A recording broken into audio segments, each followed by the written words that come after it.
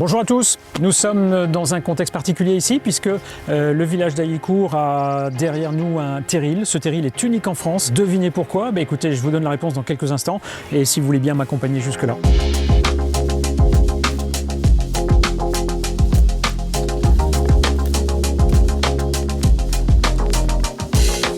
Bien, écoutez, je pense que vous avez compris la grande particularité de ce terril, cette spécificité d'avoir planté de la vigne. Et ces vignes sont plantées en contrebas puisque nous sommes bien sûr au sommet. On a un panorama sur tout le secteur. D'un côté, la ville de Brouet-la-Bussière, derrière nous Béthune, et puis la Côte d'Opale qui est plutôt dans cette direction là-bas. Donc l'influence de la mer. Région minière avec 3 terrils, le 2 bis, le 6, le 6 bis, et c'est le 2 bis qui nous intéresse puisqu'il est fertile. Un choix a été fait par 2 vignerons qui quelque part ont eu du génie de se rapprocher de Monsieur Hanzac, ici présent, et qui leur a donné les constatations qui ont ainsi incité les vignerons à planter plein sud pour les raisons spécifiques, mais je vous laisse nous en dire un petit mot. Ouais, en fait, on avait étudié le phénomène d'autocombustion des terrils dans le cadre d'une thèse à l'Université d'Artois avec mon collègue Didier Defer. Et puis, on s'est appuyé là-dessus pour essayer de positionner au mieux la zone de plantation des vignes, sachant qu'en étant trop près du haut, il y a des risques de combustion parce que c'est très exposé au vent, à l'eau, donc il y a l'oxydation qui fait qu'il y a un phénomène d'autocombustion. Pas trop bas parce que il y a une espèce de microclimat qui se forme au printemps où il peut y avoir des températures assez basses et qui ont des difficultés à augmenter dans la journée. Donc à s'orienter plutôt sud-est, sud, pas trop à l'ouest parce qu'on l'avait vu, le soleil de fin de journée en été a tendance à plus ou moins brûler les vignes. Température plus importante. La zone elle est plus ou moins restreinte, mais l'intérêt du terril c'est qu'il est conique et puis après tout on peut aller trouver l'orientation qu'on souhaite. Donc c'est cette zone-là qui avait été, après des différentes discussions, qui avait été définie avec Olivier Pussec et puis Henri Jamet pour la plantation de la vigne, en prenant en considération tous ces paramètres qui sont un peu particuliers, la combustion, les phénomènes d'humidité, de vent, etc. qui font que on n'est plus arrivé au bout de, je crois que ça fait une dizaine d'années. Ça fera 10 ans l'année prochaine, en tout cas 10 vendanges l'année prochaine. Ouais. Et donc on peut dire que ce site est exceptionnel. Il n'y en a pas 2, il y a d'autres terrils bien sûr, mais pour l'instant il y a surtout celui-là qui est le plus ancien. Écoutez, merci de nous avoir apporté ces éclairages. Et ce que je vous propose, c'est qu'on descende quelques mètres plus bas pour justement déguster une bouteille de charbonnet. Formidable. Et là on ne peut pas faire mieux. À tout de suite.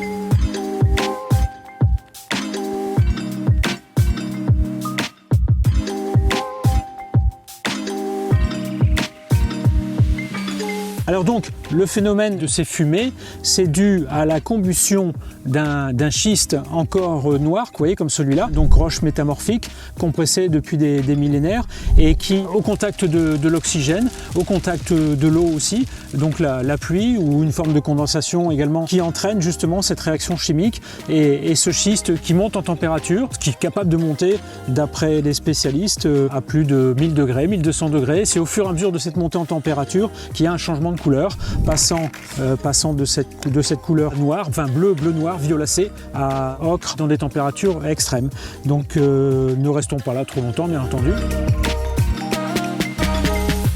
Donc ici, premier exemple, les premières rangées de vignes, on est entre le point 0 et le point 80 mètres d'altitude, enfin pas par rapport au rez-de-chaussée, par rapport à la mer. Première plantation, donc 2011 pour une première vendange en 2013. Et la particularité de la taille, qui peut porter différents noms, guyot simple, double, cordon royat, gobelet, etc. Ici, nous avons une branche qui était fructifère l'année dernière, que le responsable de culture a gardé. Puis si on compte les grappes provisoires, il faut qu'elles tiennent bien sûr, il ne faut pas que les intempéries ne limitent cette production.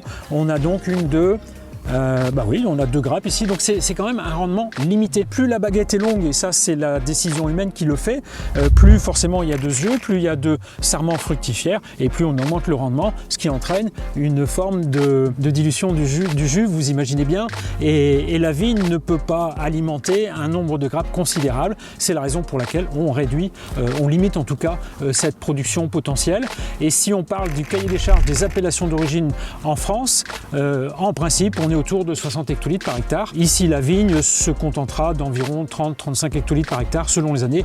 Et l'année dernière, c'était beaucoup moins à cause du gel. Donc voilà un petit peu le principe. Et la particularité ici, malgré qu'on soit dans le Nord-Pas-de-Calais, c'est que ce terroir ici exposé plein sud fait que on a des conditions climatiques qui sont comparables au moins au milieu de la France, pour pas aller un peu plus bas.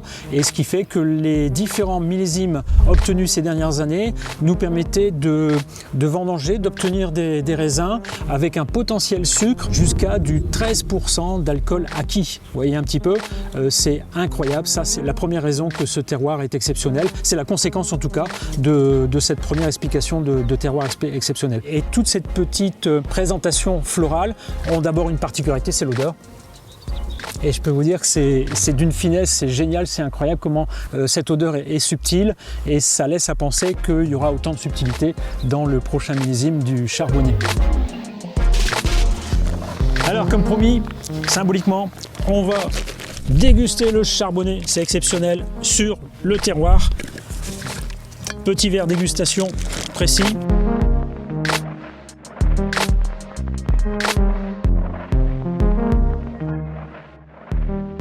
Après cette belle gorgée de charbonnier 2020 récemment mise en bouteille, on n'a pas parlé d'analyse géosensorielle, donc la partie gustative, de ce qu'on peut interpréter dans un vin au niveau de sa texture, au niveau de sa consistance et pourquoi pas interpréter l'influence du sol. Je résume très simplement. 4 grandes familles. Est-ce que le sol est principalement argileux? Est-ce qu'il est plutôt calcaire, marneux, c'est-à-dire sédimentaire? Est-ce qu'il est granitique, schisteux? Et quand on dit schiste, on pense aux roches métamorphiques et toute l'époque volcanique. Et le 4e, est-ce que le sol serait plutôt dans une interprétation graveleuse, sablonneuse, voyez, où les pH sont différents, bien sûr, des roches sédimentaires. Donc là, j'ai qu'une solution, c'est un peu de casser ça et se dire, est-ce que ma salivation va changer si je lèche les cailloux et est-ce que je vais retrouver une relation entre le vin? C'est le souhait, mais bon, peut-être qu'il se passera pas grand-chose. J'ai envie de dire, il se passe pas grand-chose, mais il se passe surtout quelques secondes et j'ai l'impression que ma langue se resserre. Cette sensation-là, peut-être qu'on la retrouverait dans le vin également. Écoutez, je crois que c'est bien qu'on reprenne une gorgée. Partage avec les compagnons du jour. Allez, et on fait le lien immédiatement. Cette bouche sans oxygène, pour éviter les fusions. Donc cette bouche sans oxygène, et ça s'apparente vraiment sur le cœur de la langue, sur le cœur du palais. Ça prend de la hauteur malgré tout. On a une fermeté en fait, on a une solidité qui est très très intéressante pour ce vin. Et franchement, il y a une vraie relation avec le sol. Je pense qu'on peut conclure là-dessus. Et je vous invite à tenter l'expérience, rechercher la possibilité de manipuler les sols correspondants. Je vous ai donné 4 indications. Peut-être que vous avez des argiles dans votre jardin, du calcaire. Et je vous assure, c'est une expérience intéressante à faire. Et donc on va se retrouver dans quelques instants dans un endroit secret, confidentiel, et c'est maintenant qu'il faut partager cette vidéo. Allez, on y arrive, c'est là où la magie opère, c'est la salle, le centre de vinification, ça fait mieux, et puis on va rejoindre Yoran, le responsable de culture.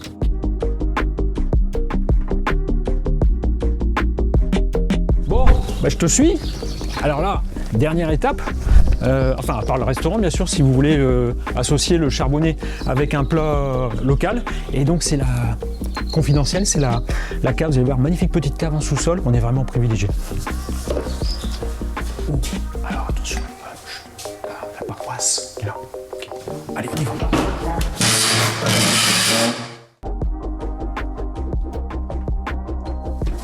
Ah, la bonne odeur de cave. Alors en fait, il n'y a pas que l'odeur et l'humidité dans cette cave qui est parfaite. Vous voyez la ventilation, en plus filtrant, l'étoile d'araignée filtrante, les moustiques, tout ça. Belle cave, hein, vous le voyez.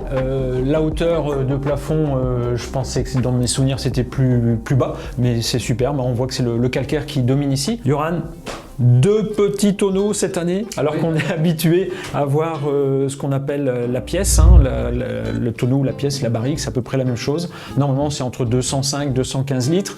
Ça dépend si on est en Champagne, si on est en Bourgogne, etc. Et là, cette contenance-là, c'est de combien ça? 112 litres. 112 litres. On a 2 fûts de 112 litres et une cuve inox de 110 litres. Particularité de la cuve inox, on en a déjà parlé aussi, hein, c'est un peu un garde-vin. Et puis vous avez un système de chambre à air qui permet d'avoir l'étanchéité totale, pas de présence d'oxygène, quoi. Bon, donc récolte 2021. Petite récolte, des conditions d'humidité, si je me souviens bien, parce que j'ai participé aux vendanges aussi, et c'était en octobre, je crois. Hein. Ouais. En octobre. On peut goûter en toute confidence, et puis avoir un avis, chose qui n'existe pas encore pour ce millésime 2021, donc on est privilégié. Allez, on y va, je te laisse faire. Alors, on a le privilège de pouvoir goûter ce 2021 qui est dans ses demi-pièces, on va dire, je ne sais pas le terme exact, quelle quantité en 2021 et par rapport à 2020. Alors en 2021, on a à peu près 3 hectos. Et en 2020, on avait 6 hectos, donc le double. 6 hectos, donc vous faites le calcul, vous rajoutez 2 zéros pour les hectolitres. Alors, je ne sais pas si vous le voyez bien, derrière, regardez. Si je mets le verre sur la surface blanche, bah la robe elle est jolie, quoi. Hein. Donc forcément c'est facile de dire que c'est doré. C'est pas un doré pâle, c'est un doré un peu mi-teinte. Une jolie brillance, on dit souvent que c'est dû à l'importance de l'acidité. Je pense qu'on a eu des millésimes antérieurs avec un peu plus d'éclat, peut-être plus d'acidité aussi. On va voir tout de suite à la dégustation. En tout cas c'est appétissant. Sur la première impression aromatique, franchement, tout de suite, c'est la notion de qualité, c'est l'élégance. Il y a un certain charme à l'expression aromatique et ça sent le raisin mûr. De bonne maturité, pas surmaturité et non plus l'inverse, pas de maturité insuffisante. Ça c'est la force de ce terroir d'Haillicourt. Alors certains diront des petites notes de noyau, vous voyez, comme le noyau de pêche ou d'abricot, c'est assez cohérent je pense. Hein. Et puis il y a les subtilités de ce qu'apporte la fleur de vigne, ces notes un petit peu fleur blanche, presque tilleul, la fleur de sureau aussi, c'est tout le côté intéressant de la variante, de la complémentarité entre fruits et environnement. Avec l'oxygénation, dans un premier temps, ça a été assez large dans l'appréciation du toucher, du contact et du volume. Et dans ce deuxième temps ici, on a vraiment, grâce à l'oxygène, une évolution, un arc en fait, un arc de sensation. Ce vin prend son élan en bouche, c'est très intéressant. Il est sec.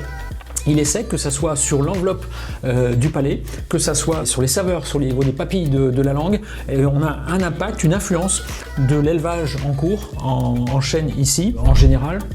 Charbonné, tu aimes quoi comme plat? On a parlé de pêche, après on a parlé de fromage, mais sur une pêche en mer par exemple, parce qu'on n'est pas très loin, hein. Ouais, on n'est pas très loin de Dunkerque, de Boulogne. Oui. Donc sur la pêche en mer, on a du bar en fait. C'est une belle idée parce qu'il y a cette finesse, cette chair de bar avec un bel équilibre sur la fraîcheur du vin. Il ne faut pas oublier que nous sommes quand même dans le Pas-de-Calais, on est septentrional, influence venteuse d'ouest, et c'est pour ça qu'on a des beaux équilibres avec l'acidité du raisin chardonnay, hein, on précise à nouveau, mais c'est le sol qui lui est contradictoire parce qu'il est chaud et c'est ça qui fait que le caractère aromatique est très, très développé pour cela. Bon, moi je retiens bien le bar et puis pour ceux qui sont amateurs d'une cuisine plus classique, plus roborative, on avait parlé de la fameuse raclette et là bien sûr il faut la charcuterie régionale. Le fromage de raclette vous pouvez le remplacer par du Mondéca par exemple, hein, c'est un fromage local, celui de Saint-Paul-sur-Ternoise également, tous ces fromages trappistes. On a même du côté de Boulogne des chèvres du Quelier, un très très beau village avec différentes variantes de chèvres, au bérose, avec un affinage ou pas, et ben tout ça c'est des belles connivences. Et s'il fallait mettre un dessert, pourquoi pas avec ce charbonné, ben écoutez, ça serait pour moi des poires rôties avec une petite glace vanille, tout simplement, ça donne envie. Et surtout que les arômes de poire sont assez fréquents dans ces vins blancs de caractère, qu'on soit sur du chenin de Loire, du chardonnay de Bourgogne, on peut faire un menu tout au charbonné. Le problème, c'est que il n'y en a pas beaucoup. Voilà. À très bientôt. Ne partez pas tout de suite, on se prépare pour les vendanges. Regardez, il y a tout le matériel, vendange manuelle, petite cagette comme à la Romanée-Conti. Alors le tout c'est de reprendre les bonnes habitudes. Et c'est parti, on rejoint le terril. Vous me suivez?